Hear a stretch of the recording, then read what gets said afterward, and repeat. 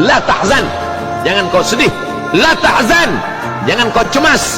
La tahzan, jangan kau takut. Innallaha ma'ana, Allah bersama kita.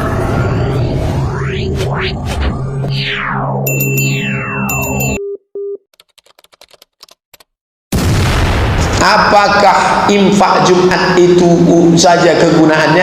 Orang kalau sudah berinfak untuk masjid, itu semua yang terkait dengan masjid, semua operasional yang terkait dengan masjid. Dia tidak tuliskan pula di duitnya itu, ini hanya untuk listrik saja, jangan pakai untuk air. Semua yang terkait dengan masjid. Innama ya'muru masajidallah man amana billah wal yawmil akhir wa aqama shalah wa ata zakah wa lam yakhsha illallah. Imam selalu pakai baju kaos lengan pendek. Bagaimana pendapat Pak Ustaz? Tadi acara festival Fakultas Usuluddin, semua dosen-dosen pakai lengan pendek. Saya dapat lengan panjang. Semua bertanya ke saya, Ustaz kok dapat lengan panjang? Ustaz kok dapat lengan panjang? Saya tarik ke atas. Kalau saya nampak kurus tangan saya, itu maka mereka kasih lengan panjang dengan lengan pendek. Ini bukan masalah halal haram, ini masalah adat istiadat. Kalau lutut sama pusat itu baru halal haram. Ini saya kasih contoh. Misalnya malam ini saya datang kemari pakai celana jeans, pakai baju kaos pendek. Ada ayat yang melarang. Tiba-tiba saya datang kemari pakai Kawasaki Ninja, pakai celana jeans, pakai kaos pendek, pakai helm. Duduk sini saya letakkan helm saya. Saya pun ngajar. Assalamualaikum warahmatullahi wabarakatuh. Tak ada ayat melarang. Ya ayyuhallazina amanu, wahai orang beriman, janganlah kamu pakai helm. Tak ada. Ayo orang beriman, janganlah kamu pakai celana jeans. Tak ada. Lalu ini terkait masalah apa? Kata orang Melayu, muru'ah, marwah. Itu penampilan Ustaz tak cocok dengan marwah Ustaz. Itu jadi kalau ada orang bertangan pendek, mungkin dari segi aspek fikih hadis tak masalah. Dosen-dosen kami di Al-Azhar, Syekh Judah Mahdi pakai lengan pendek ngajar di kampus biasa. Dosen saya di Maroko ada namanya Syekh Idris bin Dawiyah. Syekh Idris bin Dawiyah selama mengajar saya pakai jubah, pakai sorban besar, pakaian habaib-habaib, dosen hadis. Tapi ada satu lagi Syekh Abdul Hadi pakai celana jeans, pakai baju kalau musim dingin pakai jaket kulit, pakai topi, orang yang ganteng macam Al Pacino. Jadi masalah adat di tempat kita pakai sarung. Makanya saya selalu bawa sarung kalau saya disuruh khutbah ke desa pinggir. Itu adat di situ pakai sarung. Karena kalau kita pakai celana, orang tuh tajam matanya nih. Ini orang Muhammadiyah nampaknya. Situ orang Perti semua harus pakai sarung, harus pakai peci. Jadi ini tidak terkait masalah halal haram, tapi masalah adat istiadat, muruah. Pak Ustaz, banyak orang bilang masjid kita ini kurang tepat arah kiblatnya. Bagaimana seharusnya Pak Ustaz sholat kita? Menurut arah masjid atau menurut arah kiblat yang sebenarnya? Dari sejak sebelum Ramadan sudah saya jelaskan sampai sekarang. Laporkanlah ke kantor Kementerian Agama, Kanwil. Di situ ada namanya LBHR, Lembaga Badan Hisab dan Ru'yah. Datangkan kemari. Yang perlu diundang yang wajib-wajib aja, jangan semua. Banyak kepala makin banyak ribut, banyak isi. Yang perlu diundang itu, ini yang wajib-wajib. Orang dari LBHR, RT, RW, tokoh masyarakat yang punya tanah wakaf. Itu penting karena bapak keluarga dulu yang mewakafkan tanah itu. Ini penting.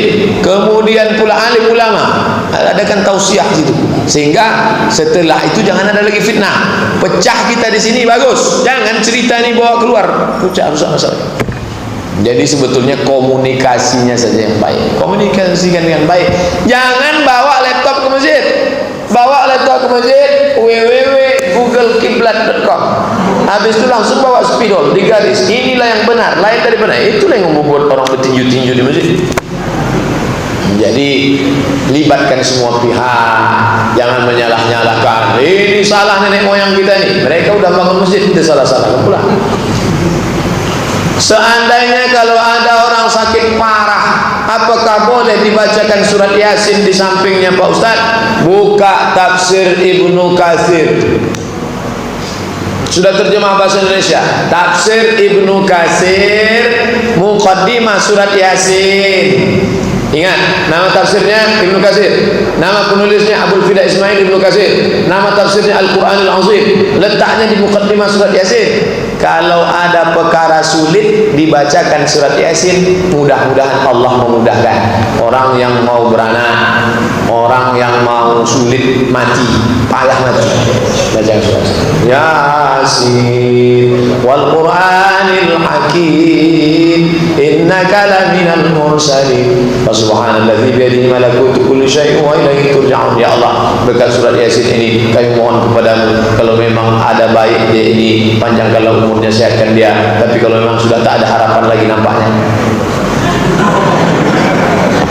yang gak kuat tersinggung keluarga, kalau memang sudah tak ada harapan lagi, matikan aja secepatnya. Allah mempermudah. Ustaz, apa hukumnya bagi orang yang memakan uang riba? La yaqumuna illa kama yaqumul ladzi yatakhabbathu asyaitanu minal mas. Orang yang makan riba nanti dia bangun dari kubur seperti orang yang kerasukan setan. Kata orang Jawa, kesambet. Orang yang makan riba, lidahnya makan riba, maka lidah yang bekas makan riba dipakai berdoa. Allahumma dina fi man hadait, mat'amuhu haram, makannya haram. Tak boleh. Ayyuma lahmin, setiap daging di badan nabata min haramin, tumbuh dari yang haram, fannaru aulabi, tempatnya api neraka. Na'udzubillah. Oh, tadi ada pertanyaan tidak tertulis, langsung ke saya, tolong Ustaz jawab. Tanah wakaf, di tanah wakaf ini dibangun masjid. Di samping masjid itu ada pula kubur, karena tanah wakaf biasanya sepaket dengan kubur, paket 4 giga maupun yang 2 giga. Kubur. Apa hukum sholat di masjid itu sementara ada kubur di situ? Maka dalam hal ini mesti dipisahkan 3 perkara. Yang pertama, apakah sholat ke kubur? Ini kubur, Allahu Akbar. Yang kedua, menjadikan kubur sebagai tempat sholat. Ini kubur. Kubur siapa? Kubur Abdul Somad. Tiba-tiba setelah 2 tahun meninggal, datang bulldozer, diratakan, lalu dibangun masjid di atas kubur itu. Namanya Masjid As-Somadiyah. Haram. Itulah yang dilaknat Allah. La'anallahu al-yahud wan nasara. Allah melaknat Yahudi dan Nasrani. Ittakhadhu qubur anbiya'ihim masajid. Mereka meratakan kubur, lalu di atas kubur itu mereka bangun masjid. Itulah yang tak boleh itu. Adapun sholat ke hadap kubur, tapi kuburnya di luar, ada dinding, maka seluruh masjid-masjid di Pulau Sumatera ini rata-rata ada kuburnya. Masjid Raya Al-Masyur Sultan Delhi, itu kuburan Sultan di depan. Masjid Sahabuddin Siak, kubur Sultan Syarif Qasim di depan. Masjid, kenapa setiap masjid itu biasanya ada kubur? Masjid Raya Pasar Bawah, karena orang yang ingin dimakamkan di dekat masjid ingin dapat barokah dari doa-doa orang masjid. Bayangkan, orang yang sholat ke masjid lewat di kubur, dia 2 kali mengucapkan salam. Pas mau datang, pas mau pulang. Waktu mau datang, assalamualaikum ya ala diyar minal mu'minin wa inna insyaallah bikum lahiqun yarhamullahu mustaqdimin wal mustakhirin nas'alullah lana wa lakumul afiyah. Sampai di Pekanbaru disingkat menjadi assalamualaikum ya alal kubur. Mau masuk berdoa, mau balik berdoa. Sempat pula dia bacakan untuk kaum muslimin muslimat mukminin mukminat Al-Fatihah. Itulah beruntungnya dikuburkan di dekat orang-orang soleh. Coba kalau di dekat perampok, sumpah serapah orang, sedikit banyak kita dapat juga. Nah, jadi yang dilaknat tak boleh itu apa? Menjadikan kubur sebagai tempat sholat. Adapun sholat ke masjid yang ada kubur sekitarnya, maka tak ada larangan. Ini Ustaz ambil dari kitab apa? Bisa di-download di internet. Al-Bayan lima yushghilul adhan. Judul kitab Al-Bayan lima yushghilul adhan. Nama penulisnya Syekh Ali Jum'ah, Mufti Mesir. Bisa download di internet. Bolehkah kita sholat qabliyah sebelum masuk waktu sholat fardu? Tidak. Tidak ada qabliyah sebelum masuk fardu. Contoh, sholat asar masuknya tadi jam 3.16. 3.16 baru masuk. Jam 3.10 dia sholat qabliyah, tak sah. Patokannya azan? Tidak. Patokannya bukan azan. Karena banyak juga muazin terlambat azan. Patokannya adalah masuk waktu. Beli kalender setahun, tepatkan jam dengan RRI, karena itu yang betul. Asal sudah masuk waktu, walaupun belum azan, laksanakan qabliyah. Mungkin muazzinnya terlambat. Apakah salat malam atau tahajud harus ditutup dengan witir? Kalau sebelum tidur tadi witir, Abu Bakar witirnya sebelum tidur. Ya Abu Bakrin mata tutiru, hai Abu Bakar, engkau kapan tidur waktu witir? Kata Abu Bakar, ba'dal atamah. Saya habis isya langsung witir. Habis isya ba'diyah 2 rakaat, habis itu witir langsung tidur. Nanti malam tahajud saja, tidak pakai witir. La witrani, tak boleh 2 kali witir fi lailatin, dalam satu malam. Tapi kalau dia belum witir tadi, nanti malam tahajud, habis itu ditutup pakai witir. Kalau tak ditutupnya Pak Ustaz, ya tak apa-apa, sunnah, tapi mengikut sunnah Nabi menutup dengan witir. Bagaimana hukumnya sholat malam tanpa tutup dengan witir? Sholat tahajudnya sah, dia hanya tidak mendapatkan pahala witir.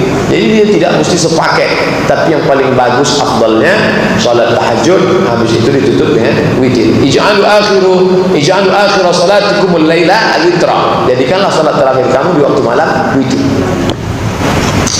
Ada keluarga kurang mampu, punya hutang kepada saya, rasanya dia tak mampu membayar hutangnya itu. Pertanyaan, apakah hutang ini dapat mengurangi jumlah zakat saya? Niat amal tak bisa di tengah jalan. Niat itu mesti dari awal. Jadi tak bisa hutang bapak ada sama saya 2 juta. Lalu karena sudah tak dibayar bertahun-tahun, lalu saya bilang, hutang saya sama kamu itu zakat aja. Tapi kalau sedekah bisa. Ayat pertama, ya ayyuhalladzina amanu, hai orang beriman, idza tadayantum bidainin, kalau kamu menjalin transaksi hutang piutang ila ajalin musamma, sampai batas waktu tertentu, faktubuh, tulis. Setelah itu minta tagih. Kalau dia tak punya, ayat kedua, fa in kana zu usratin, kalau dia dalam kesusahan, fa nazratun ila maisarah, tunggulah dia sampai lapang. Kapan kamu bisa bayar?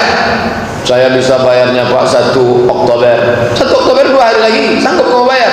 Tak bisa Pak. Oke, kasih sebulan, 1 November. Ya, 1 November tak juga bisa. 1 Januari 2017. Ya, 1 Januari tak juga bisa. Banyak pula ongkos menagihnya lagi nih kalau gini. Maka pakai ayat ketiga, wa anta saddaqu khairul lakum, kalau kau sedekahkan lebih baik. Karena kau tak bisa bayar-bayar, maka ku sedekahkan dan untuk kau ambil. Sedekah, tapi kalau untuk dibalik menjadi zakat tak bisa, karena zakat itu mesti dari awal, tak bisa di tengah jalan. Puasa sunat bisa di tengah jalan. Jam 8 pagi, jam 8 tak ada sarapan, tak ada teh manis kita, tak ada. Kalau gitu kita puasalah, sah, dengan syarat dari subuh tadi memang tak ada masuk apa-apa. Saya memang tak ada makan Pak Ustaz, tak ada masuk, enggak, ada 3 batang lah kurang dalam surya. Oh, tak bisa, mana bisa, tak bisa niat di tengah jalan. Kalau fardu, kalau sunat bisa.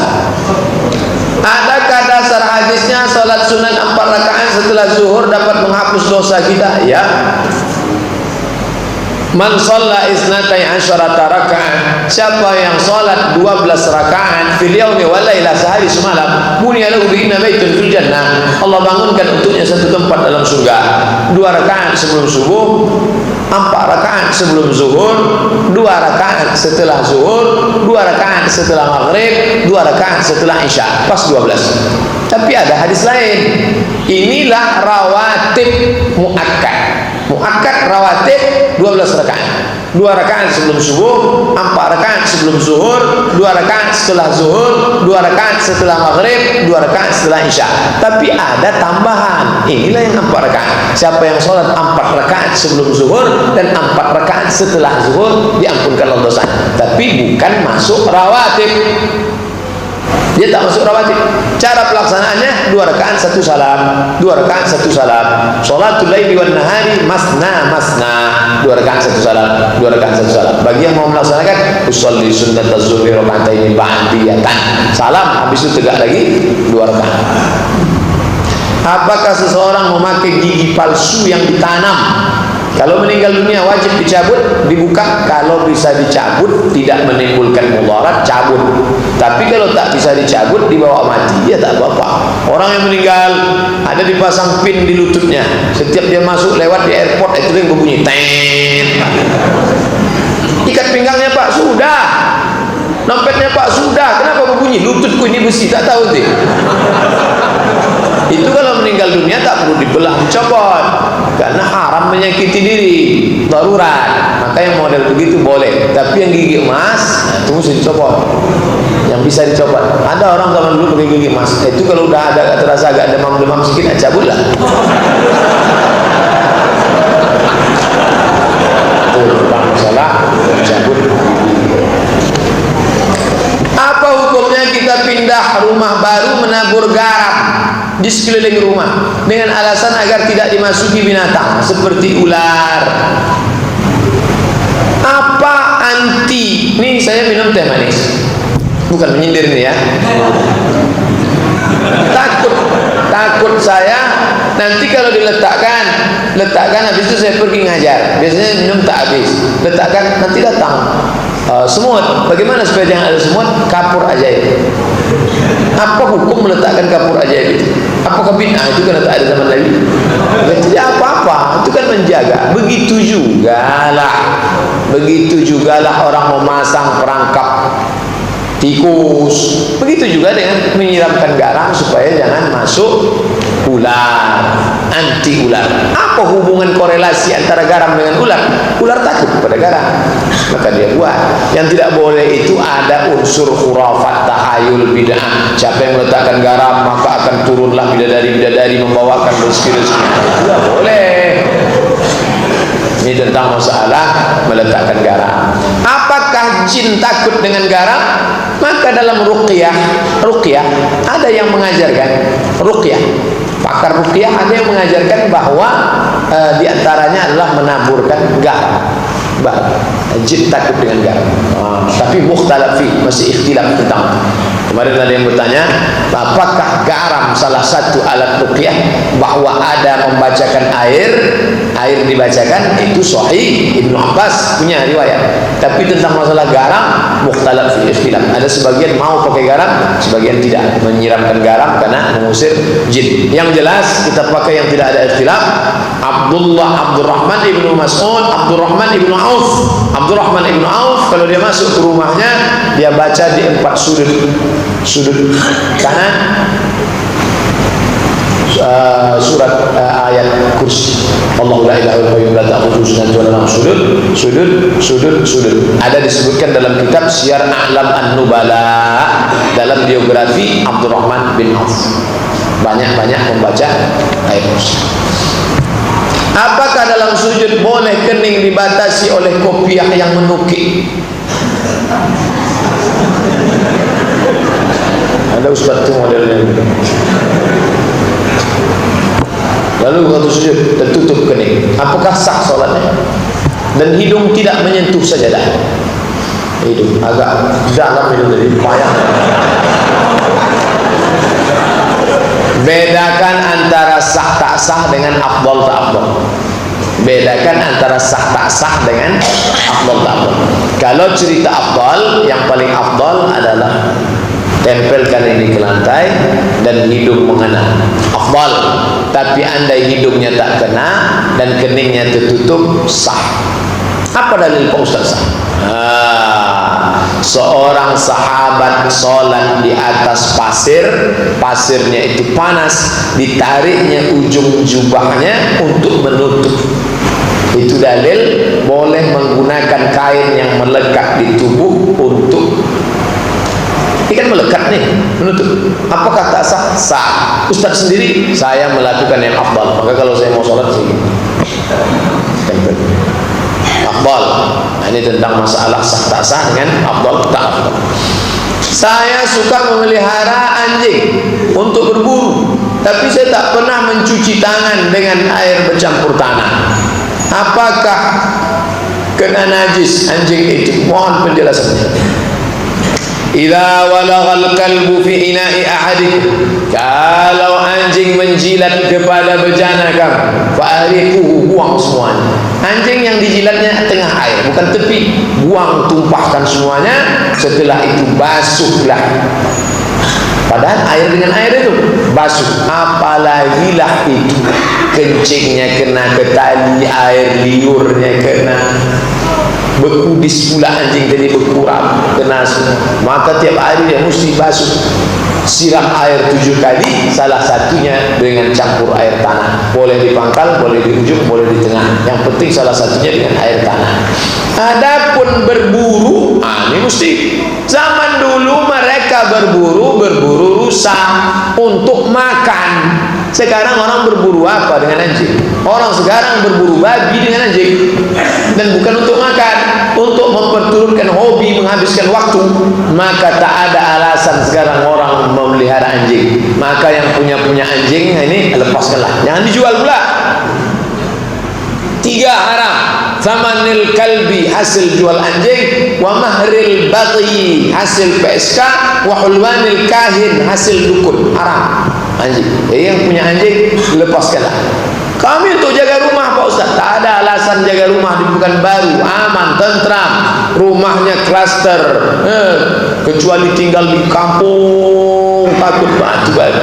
Maka orang yang memelihara anjing, 2 larangan keras. Pertama, 1 hari manik ke tanah kalban. Siapa yang memelihara anjing 1 hari, amalnya dikurangi sebesar bukit Qirat, sebesar bukit Uhud. Amalnya sebesar kutil, yang dikurangi sebesar Uhud. Tiap hari min. Yang kedua, lama malaikat Jibril tak datang, sampai-sampai istri Abu Lahab mengejek, wadda'aka syaitanak ya Muhammad, setanmu sudah meninggalkanmu ya, setanmu sudah meninggalkanmu ya. Wahyu lama tak turun ayat, ma wadda'aka rabbuka wa ma qala, Tuhanmu tidak meninggalkanmu ya Muhammad. Nabi bertanya ke Jibril, kenapa nanti lama betul bawa wahyu? Apa kata Jibril? Inna la nadkhulu baitan fiha kalbun, kami tak masuk ke dalam rumah kalau di rumah itu ada anjing. Malaikat tak masuk ke rumah yang ada anjing. Malaikat Jibril, malaikat rahmat, malaikat maut masuk. Ustaz, tadi saya melihat di berita, katanya seorang ustaz yang bisa menggandakan uang, katanya itu langsung dari Allah. Bagaimana tanggapan Pak Ustaz? Dia sudah membunuh 2 muridnya yang akan membukakan rahasianya. Ini ustaz berkawan sama hantu, berkawan sama setan, dan ini pula ada macam-macam. Ini orang jahat, preman tengil. Tak betul. Pakai nama kiai, pakai sorban besar, pakai jubah besar, dia ternyata penampilannya ada pula menyebut dia homo, ada menyebut bencong, banci, segala macam. Tak betul. Makanya jangan mudah kita tertipu dengan itu. Dia bagi duit santrinya sampai 5.000 segala macam, berkawan sama jin, berkawan sama setan. Idza ra'aital ladzi yatiru fil hawa, kalau kau lihat ada orang terbang di atas angin, yamshi 'alal ma', berjalan di atas air, la taghtar, jangan kau tertipu. Ini mentang-mentang dia keluarkan duit 100.000, dia kesantren anak yatim, tertipu. Jangan kau tertipu dengan orang yang terbang di awan, berjalan di atas air, karena setan bisa melakukan itu. Pandanglah pada istiqomahnya menjalankan agama. Ingat, jangan kita tertipu. Sekarang banyak orang berkawan sama jin, pesugihan, babi ngepet, hantu setan, begu ganjang dan lain sebagainya. Apakah melaksanakan takziah termasuk bid'ah? Makan-makan di acara takziah termasuk makan harta anak yatim? Meninggallah isna'u ta'aman li ali Ja'far. Ja'far meninggal. Kata Nabi, kalian jangan menyusahkan keluarga Ja'far. Ja'far sudah meninggal, kalian datang pula lagi bawa perut kosong ke rumah dia. Jadi bagaimana ya Rasulullah? Isna'u ta'aman li ali Ja'far, bawalah makanan.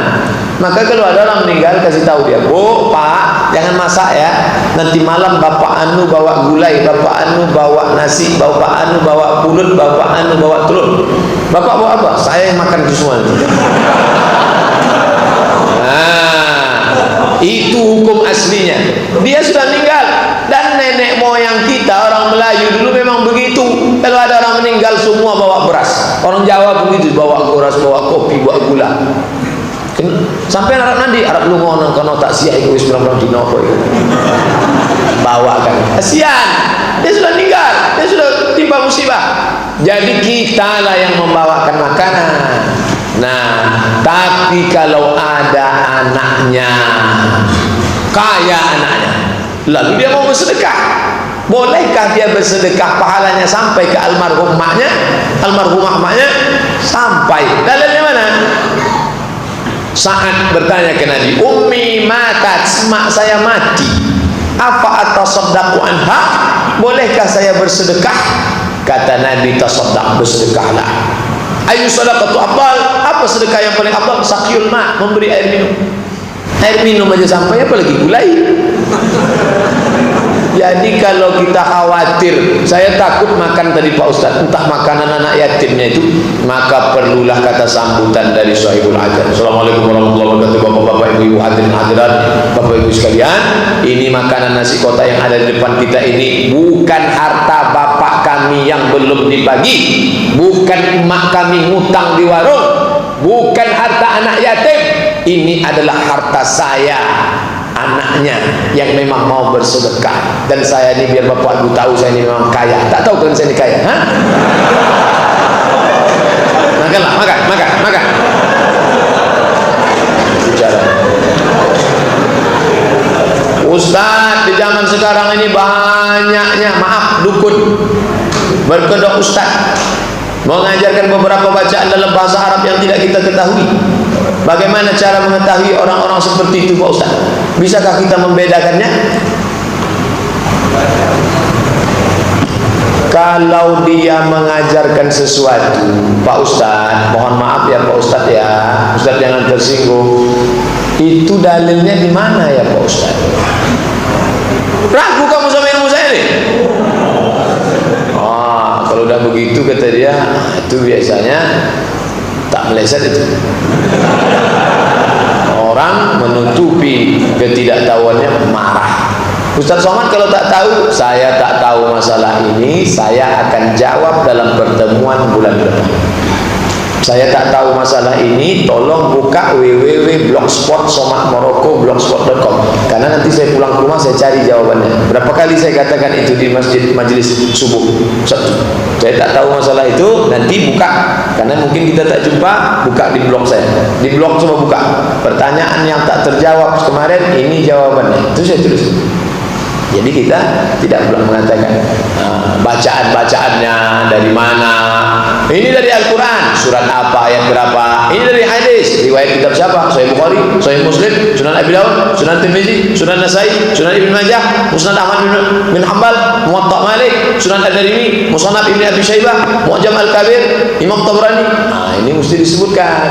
Oh, ini bukan dari hadis Nabi, ini dari pendapat ulama Hanafi, Maliki, Syafi'i, Hambali. Jadi kita yang penting mengaji.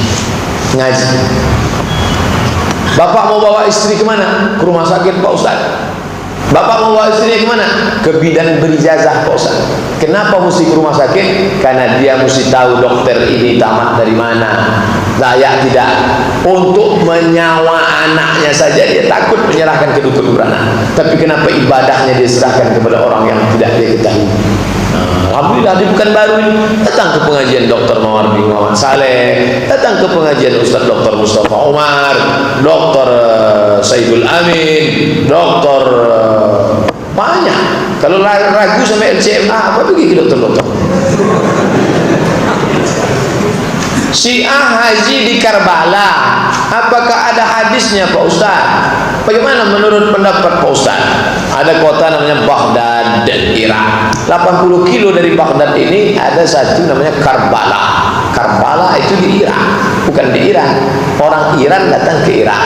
Di Karbala itulah meninggalnya Sayyidina Husain. Husain itu anak Ali, Husain itu anak Fatimah, Fatimah anak Sayyidina Muhammad sallallahu alaihi wasallam. Lalu kemudian orang Irak, orang Syiah mengagung-agungkan tanah Karbala, sampai-sampai sholat tidak sah kalau tidak kening ditempelkan di turbah Karbala. Kalau anak sakit dikunyah turbah Karbala. Turbah Karbala. Maka ini bukan ajaran Islam. Ini adalah ajaran yang dibuat-buat. Inilah bid'ah itu. Jadi kalau ada orang bertanya, Pak Ustaz, apa sebetulnya bid'ah itu? Inilah yang tidak ada dasarnya dalam agama Islam sama sekali. Sampai lidah itu berdarah-darah, lutut berdarah-darah, dijilat itu tanah tangga sampai menuju makam Husain di Karbala. Na'udzubillah. Maka itu bukan ajaran Islam. Iyyakum wa muhdatsatil umur fa inna kulla muhdatsatin bid'ah wa kullu bid'atin dhalalah wa kullu dhalalatin finnar. Sekarang kita menghadapi dua kelompok ekstrim. Yang satu sikit-sikit bid'ah, sikit-sikit bid'ah. Yang satu memang bid'ah betul dilakukan. Maka Syiah tak ada kompromi. Akidahnya rusak, amalannya rusak. Meyakini imam yang 12. Siapa yang tidak percaya kepada imam yang 12 kafir. Kita ini kafir semua karena kita tak meyakini imam 12. Nauzubillah. Kalau orang menikah ijab qabul, pasti qabulnya mempelai pria tak menyebut nama calon istri. Si mempelai pria hanya menjawab ku terima nikahnya dengan mas kawin tersebut. Apakah sah? Karena dulunya sama dua saksi dan penghulunya disahkan dalam surat nikahnya sudah keluar. Sekarang kita ajarkan akad pakai bahasa Arab.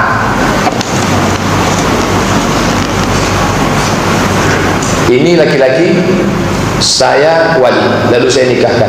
Zawwajtuka ibnati, zawwajtuka ibnati bil khatim min zahab. Aku nikahkan engkau dengan anak perempuanku dengan cincin dari emas. Lalu apa jawab dia? Qabiltu. Dia cuma jawab itu, qabiltu. Qabiltu artinya ku terima, sah. Jadi akad itu singkat saja, pendek. Qabiltu bil mahril mazkur. Aku terima dengan mahar yang sudah disebutkan, sah. Jadi kalau cerita masalah sah, sah. Tapi di tempat kita kan sudah ada aturan baku yang dibuat bakwa. Aku nikahkan engkau dengan anakku dengan mahar seperangkat alat sholat dan kitab suci Al-Quran tak pernah dibuka sampai mati. Nah, aku terima nikah anak bapak dengan mahar seperangkat sholat.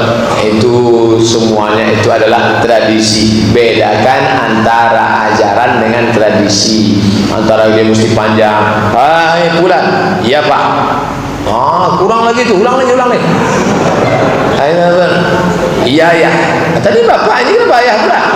Makin grogi lah kawan. Kadang saya kasihan nih orang nikah. Bersulit-sulit. Tak sesulit itu sebetulnya. Sah, ini cerita tentang nisah. Qabil. Nabi menikahkan orang. Ini laki-laki, ini perempuan. Langsung di majelis tempat pengajian itu. Apa kata dia? Zawwajtukaha bima ma'aka minal Quran. Ku nikahkan engkau dengan dia dengan mahar mengajarkan Al-Quran. Ku terima, sah. Tanpa menyebut nama. Nah, jadi kalau cerita sah, sah. Jangan pula dia menganggap tak sah, tak jadilah saya nikah lagi. Apakah orang yang sudah talak 3 mau rujuk lagi, perempuannya harus nikah dulu Pak Ustaz? La ta'illu lahu hatta tankiha zawjan ghairah. Dia tidak halal bagi suaminya sebelum dia nikah dengan laki-laki lain. Disitulah setan datang menggoda. Kata orang yang sudah talak 3, tidak ada yang lebih cantik di dunia ini daripada jando lama. Jelo nama jando lama. Maka dia pun tergila-gila. Akhirnya tak ada jalan lain, datang mengadu kepada cerdik pandai. Pak, macam mana ni? Ada solusi. Apa solusinya? Nikah Cino buto. Dicarilah Cino-Cino buto dari bagan hati-hati. Mau kamu nikah sama janda saya? Tapi janji jangan kau pegang-pegang. Oi gitu. Cino-Cino yang buto yang udah tua ape-ape. Nikahkanlah sama itu, janji nanti cerai. 4 malam 5 malam cerai ya. Iya, sampai mati tak diceraikan. Baru tahu. La'anallahul muhallil wal muhallalah. Allah melaknat laki-laki yang mengkontrak laki-laki lain untuk menikahi janda lamanya supaya dia bisa balik. Itu namanya nikah tahlil. Tahlil, dilaknat Allah Subhanahu wa taala. Maka laki-laki pikir baik-baik. Pikir dulu pendapatan. Kesal kemudian tiada gunanya. Makanya jangan marah-marah sikit cerai. Marah-marah asal balik ke rumah tak ada teh manis, talak 100. Dudukkan anak lajang, anak gadis sebelum nikah 2 hari, 3 hari, seminggu. Dudukkan dia. Ustaz Somad, Ustaz Dr. Mustafa Umar, Ustaz Dr. Muhammad Saleh, tolong datang ke rumah kami, nasihatkan anak menantu kami yang akan nikah. Duduk. Dari pagi sampai zuhur duduk. Ini saya ceramahkan. Perempuan, ya, kalau kau menikah dengan suami nanti, engkau punya 5 hak. Makan, pakai, tempat tinggal, pendidikan, perhatian. Ingat Pak Ustaz. Itu yang masuk. Jangan di hari pernikahan itu, disitulah disuruh nasihat pernikahan. Ustaz besok datang jam 8 ya. Iya, sampai jam 8 burung merbah, burung bala. Burung sampai jam 9. Jam berapa saya ceramah ini? Masuk pula buah semangka, buah masuk jam 10. Jam berapa saya ceramah nih? Seserahan pula, menyerahkan roti, serah ini. Sebelum menyerahkan ini bersilat pula lagi. Udahlah jam 1:30 barulah berikut ini marilah kita dengarkan nasihat pernikahan yang akan disampaikan Al-Mukarram Haji Abdul Somad LCMA. Mata jamaah itu pun menengok, kita udah macam menengok ayam goreng. Hai kedua mempelai, jalanilah bahtera rumah tangga kalian. Bukan masuk lagi di kepala, tak masuk lagi, tak bisa, tak ada yang jahit. Inilah buah. Makanya akan datang, saya ingatkan yang mau nikah ini 2-3 hari sebelum nikah duduklah sama ustaz di situ buat nasihat pernikahan. Ini di situlah ustaz nasihat pernikahan, di situlah dia asyik berfoto sambil foto. Situ maka saya tak mau saya kadang-kadang, tapi karena terpaksa mau boleh. Nanti kau kalau sudah menikah jangan sikit-sikit talak. Anakku, kalau kau ucapkan talak 3 di satu majelis, itu jatuhnya 3. Kuceraikan kau. Berapa jatuhnya? Jatuh talak 3 itu. Talak 3 satu majelis. Baik diulang berkali-kali. Yang contoh diulang berkali, kuceraikan kau, itu jatuh talak 3. Yang satu lagi dah, satu lafaz, kuceraikan engkau talak 1000. Itu jatuhnya 3. Hati-hati. Yang sudah jatuh talak 3 tak ada rujuk. Tapi dia tak mengaji. Ini yang jadi masalah. Maka mengajilah. Mau yang tua, mau yang muda, mengajilah. Kalau tidak kita masuk dalam perbuatan zina. Na'udzubillah. Ustaz, bagaimana jika pada saat salat berjamaah kita terus memikirkan hal yang lain, tak khusyuk? Itu sah atau tak sah, Ustaz? Salat yang tidak ada khusyuknya seperti orang yang tidak ada ruhnya. Abdul Somad didengar cakapnya ini kenapa? Karena ada ruh. Kalau tak ada ruh dia mayat, berjalan, mati.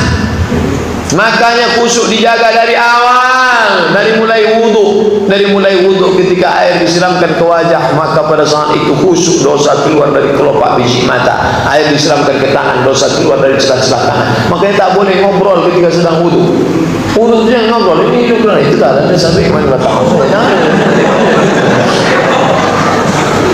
Nah, selain itu Allah maj'alni minat tawabin waj'alni minal mutatahhirin waj'alni min ibadikas shalihin. Dari tempat wudhu sampai ke sini jangan lagi tasbih. Jangan. Batak. dah masuk. Allah maftah li abwaab rahmatik, masuk ke dalam, lalu khusyuk asqulu rabbina asmalikin nasilahin min syarril wasifah masalah juzul najin tuan usolli sunnat tahiyatul masjid rakaatain lillahi ta'ala. Allahu akbar, mulut mengucap, hati mengingat. Allahu akbar kabiran walhamdulillahi katsiran wa subhanallahi bukratan wa asila. Mulut mengucap, hati mengingat. Wajjahtu wajhiya lilladzi fatara as-samawati wal arda hanifan musliman wa ana minal musyrikin. Inna salati wa nusuki wa mahyaya wa mamati. Saya tak menyuruh menghafal terjemah. Inna salati, my praying, wa mahyaya, my life. Itu saya maksud, bukan menghafal kata, bukan.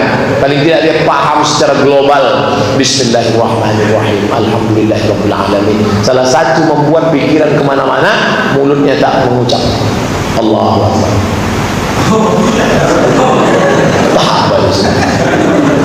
Apakah Nabi itu waktu sholat mulutnya bergerak? Ya. Ya Khabbab, wahai Khabbab, apakah Nabi waktu sholat mulutnya bergerak? Ya, kata Khabbab. Dari mana kamu tahu? Bittirabi lihyati, ku tengok Nabi jenggotnya bergoyang.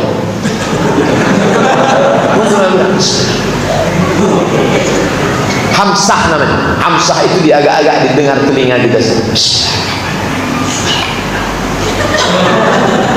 Ini bukan diam aja, agak-agak lari, macam nyetir juga, macam bawa motor juga sholat itu. Agak-agak lari, dia mau naik trotoar, balikkan balik.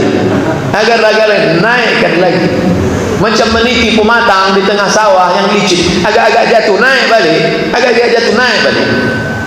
Jangan sampai jatuh, masuk ke kolam sebab belum nangkap ikan. Dijaga, jaga kekhusyukan, minta kepada Allah Subhanahu wa taala. Apa itu penyakit ain? Ain diambil dari kata mata. Mata bisa menimbulkan penyakit ain, sihir. Kenapa? Setan masuk. Tengok, itu ada sekarang orang-orang barat yang bisa menengok. Tengoknya berdiri, ditepuknya bahu kita, pok, tatap atasnya, ain. Berawal dari apa? Hasad. Hasad, dengki, tak suka, benci, pandang, masuk setan. Berawal dari hasad, baru setan masuk. Al-ainu haq, penyakit ain itu hak. Gara-gara apa? Benci, tak suka, marah, dendam, kesungan, masuk setan. Maka tutup pintu setan itu dengan menghilangkan penyakit-penyakit busuk hati dan lain sebagainya. Apa hukum mengucapkan selamat ulang tahun atau merayakannya, atau seperti mengajak kawan peringatan hari ulang tahun? Kenapa engkau puasa hari Senin ya Rasulullah? Dzaka yauma wulidtu, hari Senin aku lahir. Kalau begitu Nabi mengenang hari lahirnya? Ya. Tapi dia tidak kenang tiap tahun. Tidak. Kapan? Setiap hari Senin. Dengan apa dia kenang? Dengan ibadah. Muhasabah diri, umur sudah berapa, berapa ibadah, umur sudah berapa, berapa untuk sholat, umur sudah berapa, berapa untuk zikir, umur sudah berapa, berapa harta yang habis untuk sia-sia. Lalu dengan mengingat itu dia pun pergi ke panti asuhan, diberikannya anak yatim. Tak jadi masalah, bersedekah, bersyukur atas nikmat umur, muhasabah diri. Tapi kalau dia beli lilin, dia tiup, ditiupan, itulah meminta kepada tradisi Majusi menyembah api. Api abadi di Persia. Api abadi itulah Tuhan orang Persia, dan ketika itu dimintakan doa untuk setahun yang benar-benar. Minta apa tadi? Laptop. Nah, haram. Man tashabbaha biqaumin fahuwa minhum. Ustaz cuman pandai ceramah atau seumur hidup. Saya bulan 2017 ini pas 40 tahun. Pernah tak Ustaz meniup lilin seumur hidup? Ulang tahun pakai tiup lilin tak? Mati lampu pernah? Mati lampu hidup, begitu hidup balik tiup, itu tak ada. Apa hukum masturbasi dalam Islam, baik laki-laki baik perempuan, karena dokter tidak melarang? Dokter jangan diikut. Apa dokter diikut? Dokter yang Islam yang ngaji ikut, dokter sekuler kafir jangan ikut. Qad aflahal mu'minun, beruntunglah orang beriman. Siapa itu orang beriman? Alladzina hum fi salatihim khashi'un, orang yang salatnya khusyuk. Walladzina hum 'anil lagwi mu'ridun, orang yang meninggalkan perbuatan yang lawa sia-sia. Walladzina hum li furujihim hafizun, mereka menjaga kemaluannya. Tengok, menjaga kemaluannya. Illa ala azwajihim, kecuali kepada istrinya. Aw ma malakat aymanuhum, pada zaman dulu ada budak hamba saya, sekarang tinggal satu istri. Faman ibtagha wara'a dzalika, ini diharam, ini dalil haram. Siapa yang mencari selain daripada itu, faulaika humul adun, mereka sudah melampau batas. Dalam ayat lain apa kata Allah? La ta'tadu, jangan kamu melampau batas. Innallaha la yuhibbul mu'tadin, Allah tak suka pada orang yang melampau batas. Bagi yang belum menikah, man istata'a minkumul ba'ah, bagi siapa yang sudah mampu, falyatazawwaj, menikahlah. Kalau kamu sudah menikah, jumpa perempuan di jalan cantik, pulanglah ke rumah. Apa yang ada pada perempuan itu ada juga di rumah, walaupun bentuknya agak lain. Kalau kamu belum menikah, berpuasalah. Famalam yastati, siapa yang tak sanggup menikah, berpuasalah. Kenapa disuruh berpuasa? Fa innahu lahu wija, karena dengan berpuasa itu turun libido seksualnya. Selera ada, nafsu tak ada. Bro, tengok cantik mana? Cantik. Aku tak nampak kalau gila. Banyak-banyak puasa sunnah. Nah, ini tentang misalnya. Kalau kita memposting foto wanita tak berhijab, apakah berdosa? Walaupun atas izin wanita tersebut. Oh, jadi kalau sudah izin tak berdosa. Kalau izin meninggalkan dosa, berarti tak ada zina. Suka sama dosa juga. Nanti orang berzina, mau kau berzina sama saya? Oh, zina itu dosa, aku bayar 50 juta. Wani viral.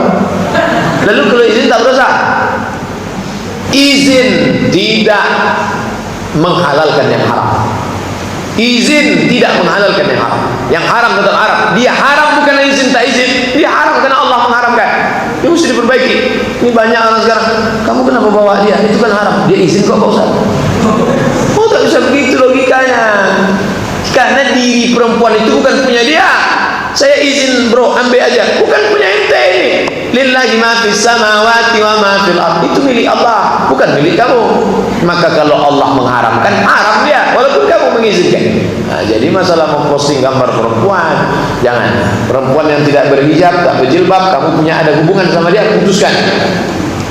Kami sudah hampir mau nikah Pak Ustaz. Kasih tahu sama dia, aku akan pinang engkau kalau kamu mau pakai jilbab. Berjilbab kamu, aku pinang kau dengan bismillah. Kalau tidak bang, bunga bukan setangkai, aku mau bukan kucari. Apakah pacaran Islami itu ada? Karena banyak orang tua mengizinkan anaknya untuk berpacaran. Hai orang-orang tua, jangan kalian jerumuskan anak ke dalam api neraka jahanam. Kullu mauludin yuladu 'alal fitrah, setiap anak lahir dalam keadaan fitrah. Lalu siapa yang merusak anak itu? Fabawahu, kedua orang tuanya. Yuhawidani, kamu nak pacaran lah, mama malu kamu gak nikah-nikah. Pacaran tak? Malah diteleponkannya laki-laki, bawa anak ibu ya besok ya. Ingat, neraka jahanam nanti. Selangkah lagi kita mau masuk surga, anak-anak perempuan laki-laki ini kita biarkan berbuat dosa, maka kita akan ikut juga terseret gara-gara itu. Kullukum mas'ulun, setiap kepala rumah tangga, istri bertanggung jawab di hadapan Allah. Wa kullukum mas'ulun 'an ra'iyatihi, kita akan diminta tanggung jawab di hadapan Allah Subhanahu wa taala. Rahim ibu dipilih malaikat atas perintah Allah untuk menerima ruh itu dulu 25 tahun yang lalu. Tidak ada apa-apa di dalam, tiba-tiba ibu mengandung. Itu bukan karena dokter Singapura yang berhasil membuat bayi tabung. Itu karena malaikat dikirim Allah membawa roh itu ke dalam. Jagalah dia sampai dia mati dalam keadaan husnul khotimah. Pak, saya bawa anak bapak sebentar ya Pak. Tak boleh. Sebentar aja Pak, makan mie ayam sama. Tidak. Bapak kami kasih sebungkus. Boleh. Tengok betapa cepatnya berubah hanya karena sebungkus. Jangan susah. Tak ada pacaran-pacaran itu. Tidak ada pacaran-pacaran. Ustaz Somad itu ngomong aja tuh. Memang Ustaz dulu waktu di Mesir 4 tahun S1 tak pernah pacaran. Tidak. Kenapa tak pacaran? Tak kebagian.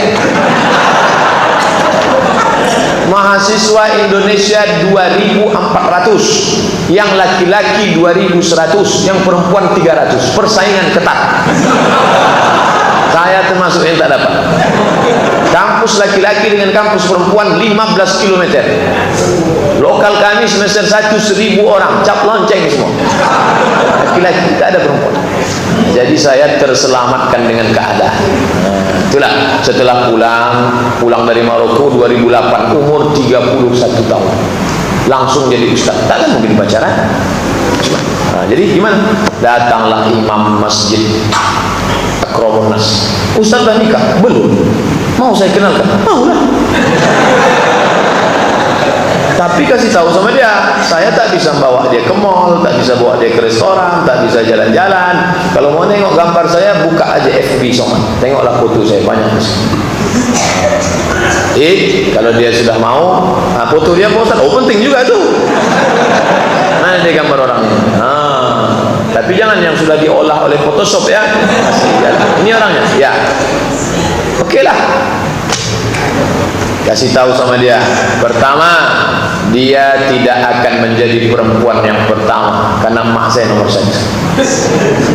Ingat itu. Yang kedua, saya ini tak ganteng, kurus kering hitam jelek.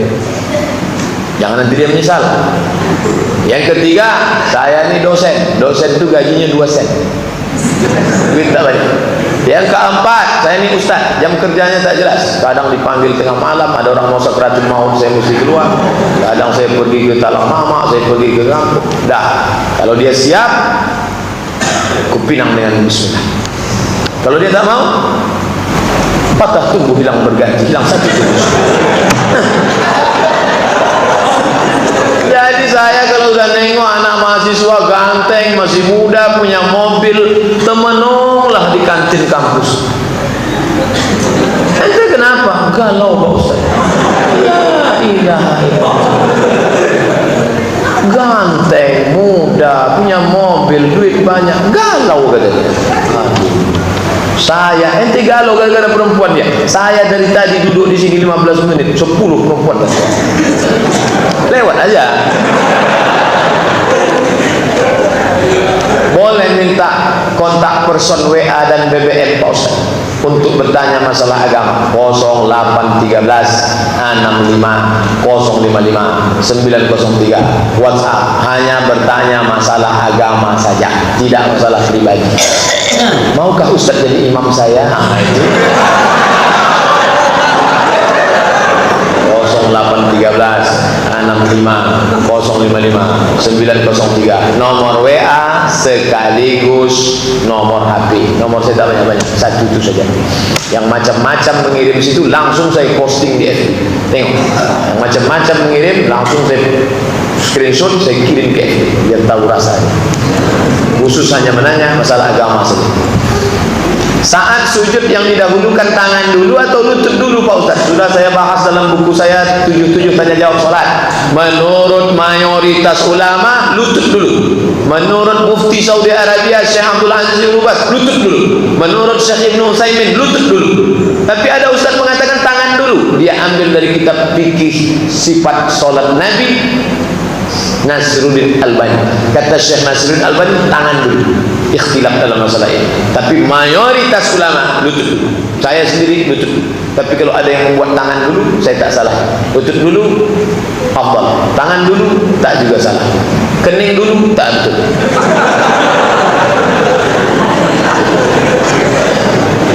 Mohon penjelasan kemajuan MUI mencegah perkembangan Gapatar. Sampai hari ini fatwa Gapatar tidak dicabut. Gapatar adalah sesat. Orang-orang yang sudah terkena Gapatar itu mesti ditangkap, diruqyah. Saya bawa jamaah umrah beberapa bulan yang lalu ke Batam, lewat Batam ke Singapura, di kantor di asrama haji itu banyak ruqyah. Lalu saya tanya, itu yang diruqyah siapa? Itu anak-anak yang ikut Gapatar. Ternyata Gapatar ini pakai jin, pakai setan, pakai sihir. Patutlah dokter yang sudah punya pasien rela menjual rumahnya, melepas PNS-nya hanya untuk ikut Gapatar. Rupanya dia pakai jin, pakai setan. Maka yang taubat dari Gapatar itu diruqyah. cuci dulu, mandikan dulu. Setelah bersih, normal balik kepala otaknya, barulah dia bisa ikut bermasyarakat lagi. Kalau tidak dia sudah error, dicuci oleh, bayangkan itu dibawa ke Kalimantan Barat sana, markas kristenisasi. Apa tanda atau ciri-ciri orang pengikut Syiah, Pak Ustaz? La tusalli khalfa rafidhi, kata Imam Syafi'i, jangan engkau salat di belakang Syiah, tak boleh engkau bermakmum kepada Syiah. Lalu kemudian Imam Buaiti bertanya, sifhum lana, tolong kau sebutkan ciri-ciri Syiah, apakah dari sorbannya, apakah dari celananya, apakah dari bajunya. Man qala inna Aba Bakrin wa Umar laysa bi imamaini fa huwa rafidhi, siapa yang mengatakan Abu Bakar dan Umar bukan khalifah, maka itu ciri Rafidah. Jadi mudah mengenalinya, tapi biasanya lama baru dia buka. Kalau ada Syiah buka pengajian, pertama dia kaji masalah Imam Khomeini, masalah revolusi Iran, lama baru dia buka. Abu Bakar dan Umar itu sebenarnya adalah perampok yang merampok khilafah Ali. Sebetulnya setelah Nabi meninggal itu adalah Ali yang paling berhak terbuka. Salah satu ciri Syiah mengatakan Umar dan Abu Bakar merampas kekhilafahan Ali. Ciri Salafi, Pak Ustaz, salaf adalah 3 abad pertama. Khairul qurun qarni, sebaik-baik abad-abadku, summa alladzina yalunahu, summa alladzina yalunahu. Abad pertama, abad kedua, abad ketiga. Semua orang yang mengikut salafus salih 3 abad, maka dia salaf.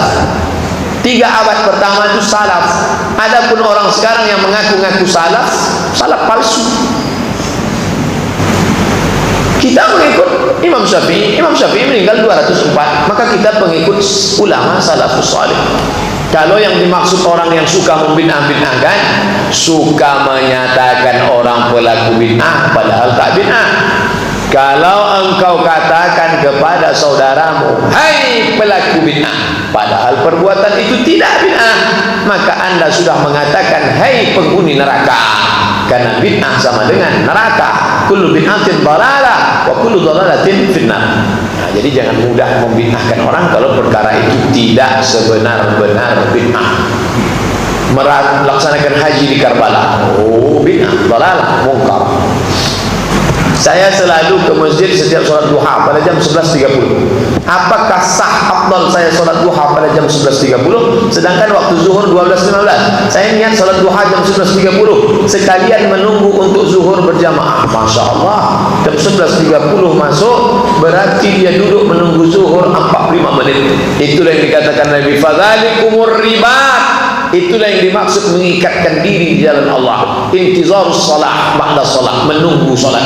Kita menunggu salat. Sekarang banyak orang salat itu menunggu dia. Ditunggu salat itu. Jam berapa paling afdal salat duha? Nabi tak ada menyebut jamnya. Jam berapa Nabi tak ada sebut, tapi Nabi menyebut cirinya. Kapan? Hina tarmidul fisal, ketika anak onta tak bisa menurunkan perutnya ke pasir karena pasir sedang kena panas terik. Jam 11.30 sedang panas-panasnya, bagus salat duha. Jam 11.30 masuk ke masjid, salat duha, tahiyatul masjid dulu, habis itu salat duha, baca Quran, berzikir, nunggu salat zuhur, salat qabliyah. Allah, bagus. Andai Ustaz tahu dengan Abdul Muhsin Abbad Al-Badar, siapakah dia? Syekh Abdul Muhsin Abbad Al-Badar adalah ahli peneliti hadis, mengajar di Al-Madinah Al-Munawwarah. Dialah yang menulis syarah Sunan Abi Dawud. Siapakah dia? Penganut mazhab apakah dia? Saya lihat namanya sekilas di Rojak TV. Oh ya, saya juga mau nanya tentang Rojak TV. Penganut mazhab apakah pengisi acara di Rojak TV itu, Pak Ustaz? Secara umum pengikut mazhab Hambali. Salafi ini tidak bisa dipukul rata sama-sama. Ada yang keras, ada yang sedang, ada yang lunak. Yang lunak bisa berjalan dengan kita sama. Malah satu majelis. Itu yang datang dulu dari Malang, Ustaz Abdullah Hadrami. Saya selalu posting tulisan-tulisannya, saya posting. Malah satu majelis waktu subuh Sabtu di Masjid Al-Falah hadir dengan Ustaz Mustafa Umar, beliau sama-sama pergi ke Suriah, perbatasan Suriah sampai ke Turki. Nah, ini yang lunaknya. Tapi kalau sudah yang kerasnya, oh tak bisa. Begitu dia tengok Abdul Somad tak ada jenggot, kaki celana. out, tak bisa. Nah, jadi tak bisa main pukul rata, tengok-tengok juga. Bagaimana kalau pemimpin non-Islam seperti kepala daerah, Pak Ustaz? Tak ada tawar-menawar. La tattakhidul kafirina awliya'a min dunil mu'minin. Jangan kamu angkat orang kafir yang mengharamkan babi dengan mengharamkan pemimpin kafir. 13 ayat mengharamkan pemimpin kafir. Oh, jadi kalau gitu boleh kami makan babi, Pak Ustaz? Bukan itu maksudnya. Maksudnya sedang babi aja tak boleh, apalagi pemimpin kafir. Maka jangan angkat pemimpin kafir. Wa may yatawallahu minkum fa innahu minhum. Siapa yang mengangkat pemimpin kafir maka kafir lagi. Bagaimana hukum berwudu menggunakan air panas? Kami di Mesir kalau sudah musim dingin air panas, memang mesti pakai air panas. Kalau pemanas mati malah dimasak pakai kompor. Karena kalau tidak tak bisa berwudu, menggigil kedinginan. Jadi kalau dia berwudu, yang tak boleh itu musyammas, air yang dijemur, terjemur panas terik matahari terkena. Katanya bisa menyebabkan penyakit kulit yang putih-putih segala macam. Karena tertahan darah, terkejut darah karena adapun memanaskan air karena kedinginan ibu subuh. Tapi saya di Indonesia tak pernah masak air. Tapi waktu di Mesir dulu memang dipanaskan air. Apa hukum memelihara jangkrik untuk dijual makanan burung?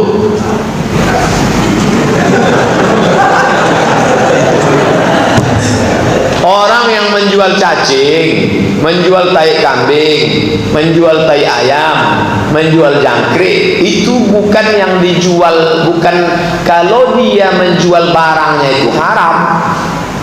Karena tai kambing itu haram, cacing itu haram. Lalu yang dijualnya itu apa? Jasanya dia mencangkol itu, memasukkannya. Kalau tak ada kerja lain, dia mengambil stok tai kambing itu dimasukkan ke goni, memikulkannya. Jadi yang dibayar itu bukan tainya itu, yang dibayar tenaga keringat dia memikulkannya itu.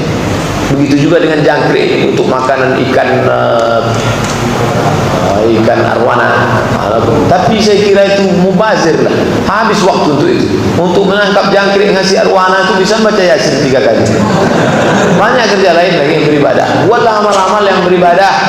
Buatlah kita merasakan kenikmatan ibadah. Lebih baik menyantuni anak yatim, menyekolahkan fakir miskin. Tadi saya ditelepon siang, Assalamualaikum Ustaz Abdul Somad. Ya, kami sudah tengok foto-foto Ustaz yang di FB waktu Ustaz masuk ke Talang Mama itu. Oh ya, alhamdulillah. Tolong Ustaz kirimkan 2 orang itu, saya mau sekolahkan itu. Jadi dia banyak koleksinya. Yang dikoleksinya anak yatim, fakir miskin, orang susah. Kirim 2 Pak Ustaz, saya sekolahkan dia. Mantap. Ada juga gunanya update status ternyata. Saya masih kurang paham makna dari an-nasu alaimu wal muta'allim wa bika hamzun. Saya pun tak paham. An-nasu alimu wal muta'allim wa bika hamzun. An-nasu manusia, alimu orang yang alim, muta'allim orang yang belajar, wa bika hamzun tak tahu. Pokoknya kesimpulannya kalau jadi manusia itu 2 saja. Orang yang alim berilmu atau muta'allim yang belajar. Ini sudah kita kaji di subuh Sabtu kemarin. Jadilah engkau 4, jangan jadi yang ke-5. Yang pertama, jadilah engkau aliman, mengajar. Kalau engkau berilmu, mengajar. Oh, muta'alliman, atau engkau belajar. Kalau merasa tak berilmu, belajar. Yang ketiga, mustami'an, mendengar, mau mendengar cakap orang. Jangan sampai diletak di muka menyipak, di belakang menanduk. Ini gara-gara tak dipotong waktu hari kurban kemarin. Kalau mau kau aliman, kalau tak bisa muta'alliman, kalau tak bisa mustami'an. Yang keempat, muhibban, suka kepada ulama, suka kepada ilmu, suka pada buku, suka mengaji. Jangan kau jadi yang kelima, la takun khamisan fatahlak. Jangan kau jadi yang kelima, kau akan binasa. Apa yang kelima itu? Benci ilmu, benci ulama, mengacau saja, resek saja. Itu maksudnya. Tapi taklah. Saya seorang guru, bagaimana metode yang baik untuk menyampaikan tentang pahala dan dosa kepada anak didik sehingga melekat dalam hatinya, Pak Ustaz?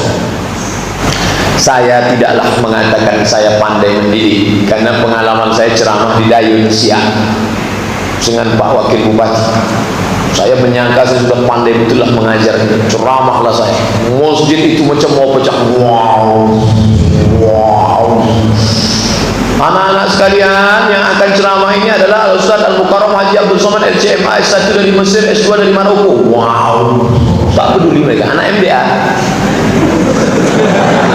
Bingung saya, manalah saya ceramah.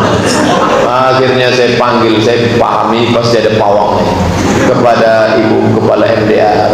Masuklah ibu kecil, anak-anak diam ya, diam. Situlah saya baru paham, fawqa kulli dzi ilmin alim, di atas langit masih ada langit.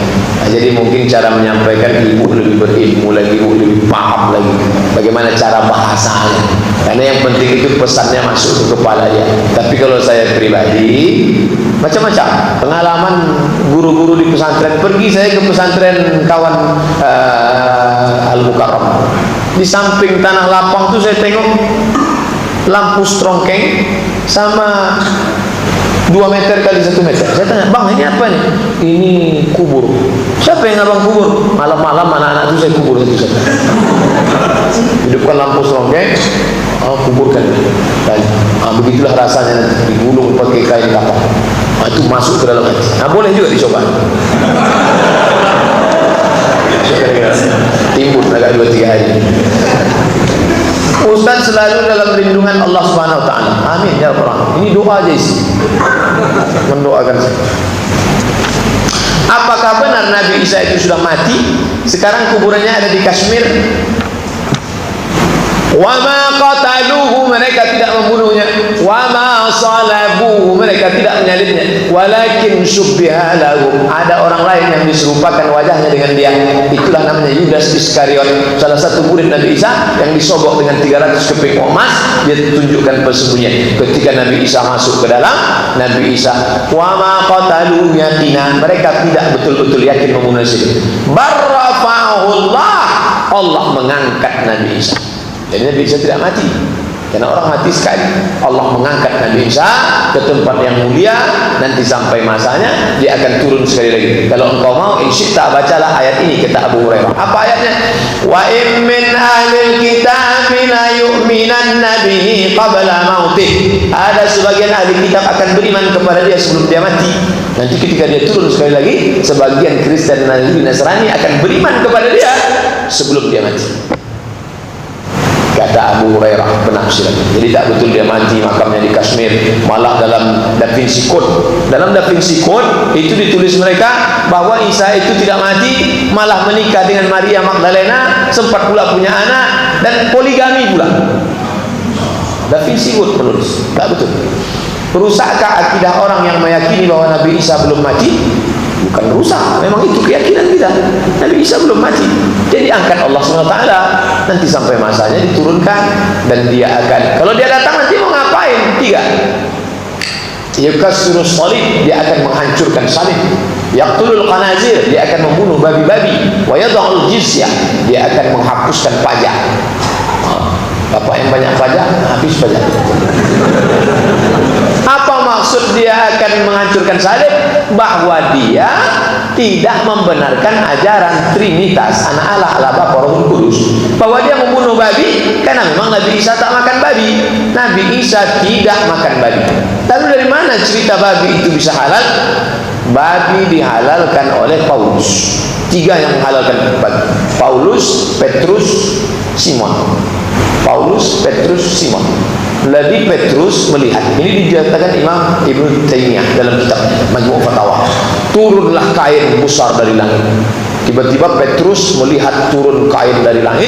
Di dalam kain itu ada babi. Di dalam kain itu ada babi. Lalu kemudian dengar suara, hai Petrus, maka sejak ini semua yang berkaki 4 aku halalkan bagi. Sejak itulah semua yang berkaki 4 halal dimakan, kecuali meja itu bukan keras.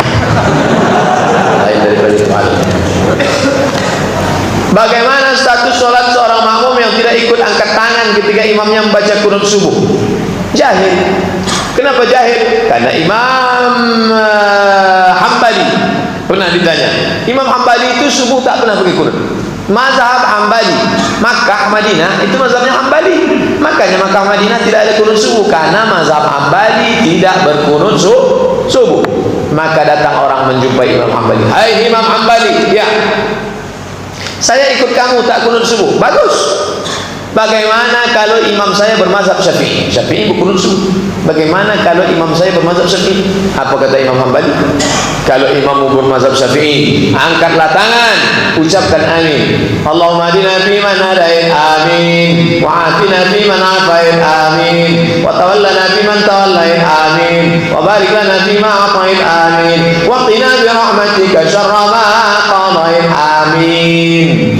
Sisanya tidak diaminkan. Fa innaka taqdi wa la yaqda 'alaika wa innahu la yudhillu man walita wa la yu'izzu man 'adait. Tabaraka rabbana wa ta'ala lakal hamdu 'ala ma qadait. Nastaghfiruka wa natubu ilaik wa sallallahu ala sayyidina Muhammadin nabiyil ummi wa ala alihi wa sahbihi wa baraka sallam.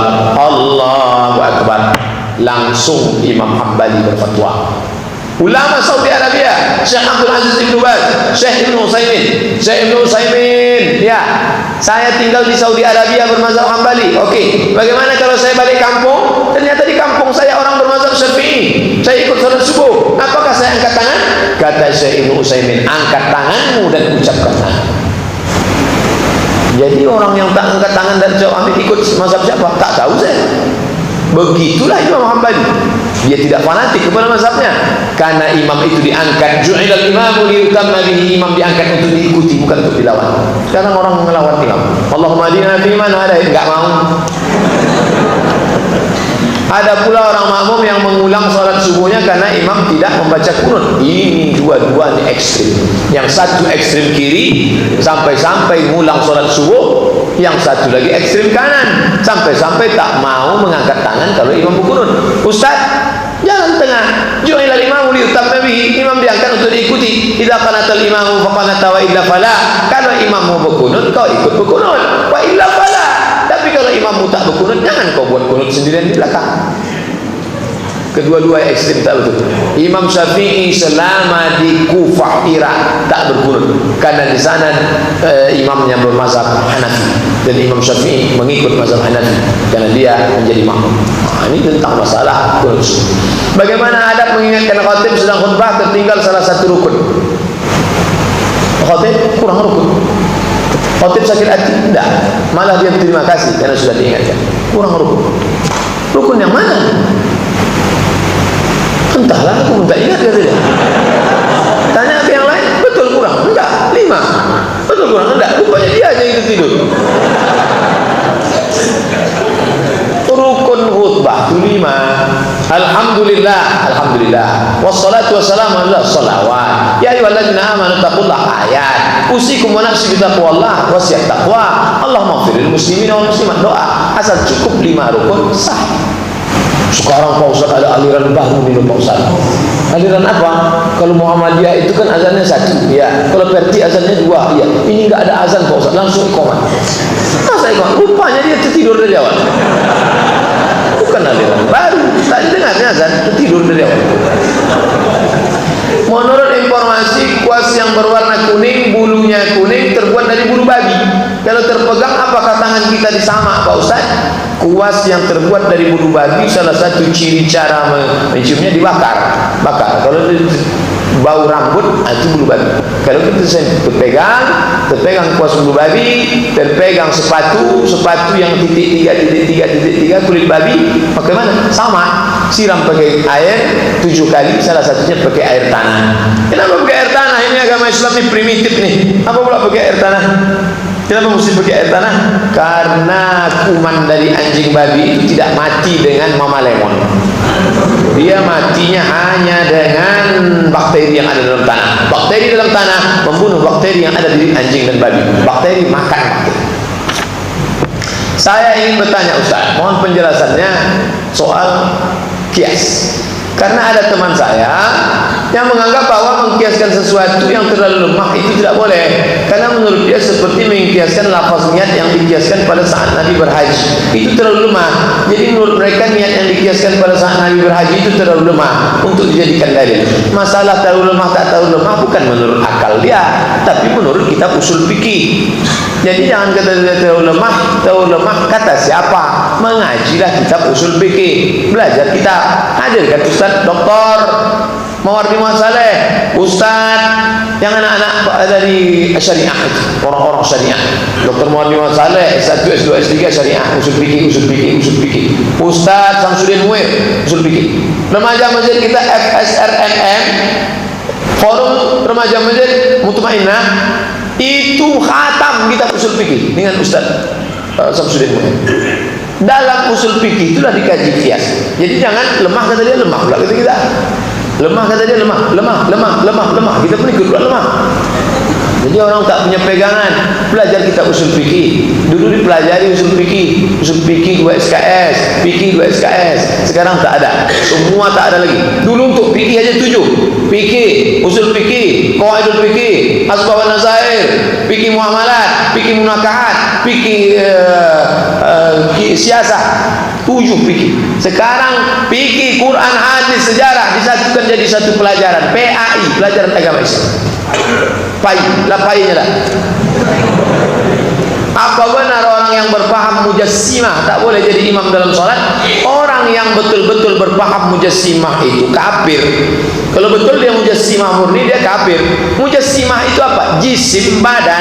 Dia bilang Allah itu berbadan, bahwa Allah itu bertangan, berkaki, bermata, macam saya ini, kata dia. Oh, itu kafir, itu mujassimah murni itu. Batal dengan 2 ayat. Walam yakul lahu kufuwan ahad. Allah tak sama dengan Abdul Somad. Allah tak sama dengan kita. Laisa kamitslihi syai'un. Allah tidak sama dengan apapun.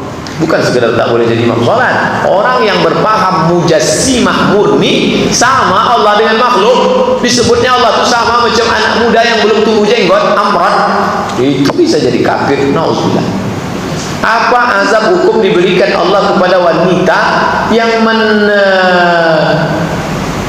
mendukuni suaminya, memberikan makanan yang kotor agar dia bisa sementara kepada supaya suaminya itu tunduk? Dimakanlah pinang muda. Pinang muda itu dikupas, ditelan. Tak boleh dikunyah, karena kalau dikunyah dia hancur, ditelan. Setelah ditelan, besok pagi keluar dia bulat-bulat. Setelah bulat dicuci, setelah dicuci dikikis, dimasukkan ke dalam makanan, dibacakan kakang tidak ngobosi berarti seorang lagi kunci-kunci. Saya semua saya pelajari, cuma tidak saya amalkan. Maka sejak itu patuhlah dia. Bang, pergi nanti adik mau pergi arisan, abang ngepel habis cuci ini, siapkan dia. Iya. Belum cuci. Apa hukumnya itu? Ijtanibu as-sab'al mubiqat, jauhi 7 mubiqat, 7 yang membinasakan. Yang pertama asyirku, syirik. Yang kedua as-sihru, sihir. Dia gunakan magic. Dicurinya ujung kuku suami, dicuri ujung rambut, dibakar, dimasukkan ke kopi. Makanya laki-laki menjaga diri dari sihir santet, bukan orang lain yang menyantet, istrinya sendiri menyantet. Sebelum tidur malam bismillahirrahmanirrahim, Al-Fatihah, Qul Wallah, Qul Rabbil Falaq, Qul Rabbin Nas, pangkal surat Al-Baqarah, ayat kursi, ujung surat Al-Baqarah. Yuk kita baca. Sahabat banyak. Pagi petang minta perlindungan kepada Allah Subhanahu wa taala. Nauzubillah, dapat kalian bini tukang santet, tukang sihir, mendukuni, nauzubillah. Supaya patuh, supaya sami'na wa ata'na. Nggih. Sami'na wa ata'na. Apakah umat Islam atau partai yang di dalamnya orang Islam yang mendukung calon gubernur kafir sudah murtad, Pak Ustaz?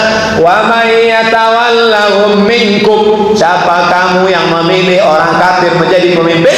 Fa innahu minhum, maka dia itu kafir. Cara bertobatnya, berhenti dia dari situ, dia mandi tobat, sholat sunat tobat, berhenti dia dari mendukung orang kafir. Orang Pekanbaru memang tak ada mengangkat gubernur kafir, tak ada mengangkat wali kota kafir, tapi mengangkat anggota legislatif kafir banyak. 5 tahun ini dia menanggung dosanya. Selama duduk dia duduk meminta yang macam-macam. Oleh sebab itu dia mesti taubat nasuha, minta ampun kepada Allah Subhanahu wa taala. Apakah jenazah mereka tidak disolatkan karena mereka kafir, Pak Ustaz? Kalau dia tetap dalam kekafirannya, wa may yatawallahum minkum fa innahu minhum, siapa di antara mereka yang melakukan perbuatan itu maka dia kafir. Kafirnya di situ bukan kufur nikmat. Kufur nikmat itu masih termaafkan. Kufur jahid karena dia memberikan wala dan baroknya kepada orang kafir. Alhamdulillah. Bagaimana kronologis aliran Syiah bisa muncul dan mengkafirkan Abu Bakar, Umar dan Ummul Mukminin, hanya mempercayai Ali dan Abu Thalib saja. Tapi muncul seorang laki-laki namanya Abdullah bin Sabah. Lalu kemudian dia tunjuk Nabi Muhammad, dia tunjuk Ali, ya Ali antallah, wahai Ali engkau Allah. Ketika meninggal Nabi Musa, maka yang melanjutkan perjuangan Nabi Musa itu adalah Yusha bin Nun. Yusha itu disebut dengan Joshua. Joshua. Maka dia dulu Yahudi, dia berkeyakinan seperti itu, bahwa setelah Musa meninggal turunnya ke Yusha. Lalu kata dia, setelah Muhammad meninggal maka turunnya kepada engkau wahai Ali antallah. Kata Ali, ente berhenti muji-muji saya, jangan ente katakan saya Allah. Berhenti. Dia tak berhenti. Kata Ali, bakar dia. Ali yang membakar, disebutkan di dalam kitab orang Syiah. Lalu kemudian kalau dia dibakar berarti ajarannya habis Pak Ustaz. Orangnya dibakar tapi murid-muridnya terus mengajarkan itu. Maka dia katakan dari Nabi turun ke Ali, habis Ali turun ke Hasan, habis Hasan turun ke Husain, dari Husain turun ke Zainal Abidin, dari Zainal Abidin turun ke Imam Bakir, dari Bakir turun ke Ja'far Shadiq, dari Ja'far Shadiq turun ke Ali Ridha, sampai ke yang terakhir. Dan imam yang ke-12 sekarang sedang bersembunyi di Sirdap di Bukit Hira, tak keluar-keluar sampai sekarang. Mereka minta supaya imam yang ke-12 itu turun. Nanti kalau sudah turun, mereka yang akan menguasai alam semesta. Keyakinan yang batil. Kata Syekh Ali Jum'ah Mufti Mesir, kita tidak bisa bersama dengan Syiah dalam 5 titik. Titik pertama, mereka mengatakan Quran yang sekarang ini palsu. Quran yang asli ada pada imam dia, dipegang imamnya. Kalau memang dia katakan Quran ini palsu, kenapa dia waktu MTQ baca Quran ini? Kenapa waktu musabaqah? Kata imam dia, sementara yang asli ini kupegang, pakai yang palsu itu dulu. Itu logika dia. Yang kedua, mereka meyakini imam yang 12. Siapa yang tak percaya kepada imam 12, maka dia kafir. Yang ketiga, mereka mencaci maki Abu Bakar. Kita memuji Abu Bakar, Al-Khalifatul Awal, khalifah yang pertama, Abu Bakr As-Siddiq radhiyallahu an. Mereka Abu Bakar laknatullah alaih. Syekh Yusuf Qardawi dulu ikut dialog Sunni Syiah, terus rajin ikut dialog Sunni Syiah, dialog Sunni Syiah. Lama-lama dia keluar, ditanya orang, Syekh Qardawi, kenapa engkau keluar? Aku menyebut Abu Bakar radhiyallahu an, Umar radhiyallahu an, Utsman radhiyallahu an. Mereka duduk di sebelah aku. Abu Bakar laknatullah alaih. Mana bisa aku duduk bersama? Misal bapak sholat tarawih, tiba-tiba bapak nyebut radhiyallahu an, kawan di sebelah laknatullah alaih. Bisa kita berkawan? Mana bisa? Keempat, mereka meyakini namanya badah, bukan badah. Badah ya betul, badah. Tuhan tidak tahu apa yang akan terjadi di masa akan datang. Ada akidah namanya badah. Yang kelima, mereka bertaqiyah. Taqiyah itu apa? Pura-pura mengikut. Jadi kalau dia berada di tengah orang NU, kamu apa? Saya NU. Kebetulan di situ banyak orang Muhammadiyah, saya Muhammadiyah. Kebetulan di situ banyak orang Perti, saya Perti. Namanya taqiyah. Bahasa kitanya taqiyah itu apa? Munafik. Menutupi status diri supaya selamat di depan orang banyak. Taqiyah. 5 poin itu yang membuat kita tak bisa hidup bersama. Kertas terakhir. Bagaimana hukumnya kalau kita ikut korban tapi belum akikah? Apakah akikah dulu baru ikut korban? Inilah yang menyebabkan orang sekarang banyak tak ikut korban. Bapak kenapa tak korban? Saya belum akikah. Sampai mati dia tak pernah korban. Ibu kenapa tak? Saya belum akikah kemarin. Akikah Abdul Somad itu tanggung jawab ayah Abdul Somad untuk Abdul Somad. Sedangkan kurban itu tanggung jawab Abdul Somad terhadap diri Abdul Somad. Tak ada hubung kait antara akikah dan kurban. Hasil muzakarah alumni Al-Azhar seprovinsi Riau tahun 2010 di Masjid An-Nur di sebelah kiri. Saya ikut notulen. Sudah ditulis di buku 33 tanya jawab seputar kurban. Tidak ada hubung kait akikah dan kurban. Bapak ibu yang belum akikah silakan berkurban.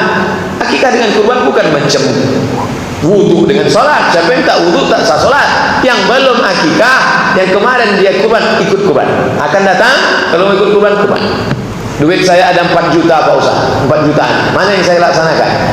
Akikah. yang belum akikah waktu kecil, balik dari sini beli kambing. Beli kambing, besok masa akikah. Saya datang kemarin, kebetulan besok libur karena UIN sedang acara festival. Jadi besok siang saya datang. Kirim ke nomor WA yang saya kasih. Umur 40 akikah saja, umur 50 akikah. Apa hukumnya? Boleh akikah setelah dewasa. Mana dalilnya? Aqwa an-nafsi ba'da ma bu'itsa nabiyyan. Nabi mengakikahkan dirinya sesudah jadi nabi 40 tahun. Boleh. Menurut mazhab Syafi'i boleh, disebutkan oleh Imam Nawawi dalam kitab Majmu' Syarah Muhadzab. Menurut mazhab Hambali boleh. Syekh Albani mensahihkan hadis Nabi akikah setelah dewasa. Tapi mau akikah silakan. Akikah saja, jangan pula minta cukur rambut. Akikah saja, jangan pula minta balik nama. Akikah saja, jangan pula minta ayun bagi marhaban. Besok datang saya kemari, sudah dengar dari jauh suara mikrofon.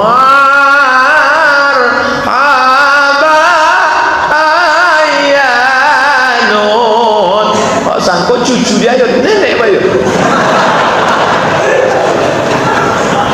Nah, nanti ketika sudah akikah tahun depan acara kurban, astorlah kurban. Tapi kalau dia tidak ada duit, cuma 2 juta, mana yang saya dulukan? Mana yang lebih dekat? Kurban. Aku kurban lah. Akikah setelah dewasa hukumnya mubah, boleh. Sedangkan berkurban setiap tahun hukumnya sunnat muakkad. Kalau duit banyak, akikah dua-dua, kurban dua-dua. Wallahu a'lam bishawab. Itulah kaji kita malam ini. Al-Hazimiyah Al-Fatihah. A'udzubillahi minasyaitonir rajim. Bismillahirrahmanirrahim. Alhamdulillahirabbil alamin. Arrahmanir rahim. Maliki yaumiddin. Iyyaka na'budu wa iyyaka nasta'in. Ihdinas siratal mustaqim. Siratal ladzina an'amta 'alaihim ghairil maghdubi 'alaihim waladdallin. Amin.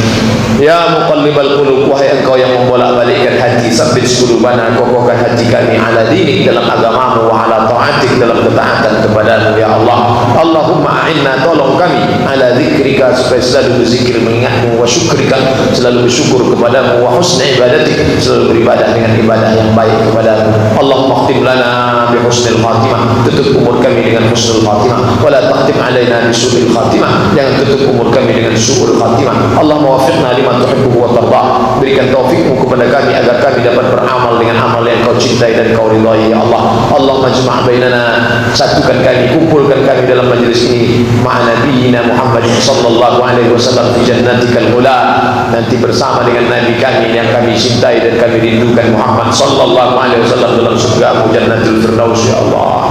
Rabbana atina fid dunya hasanah wa fil akhirati hasanah wa qina adzabannar. Wa sallallahu ala sayyidina Muhammad wa ala alihi wa sahbihi wasallam. Walhamdulillahi rabbil alamin. Taqabbalallahu minna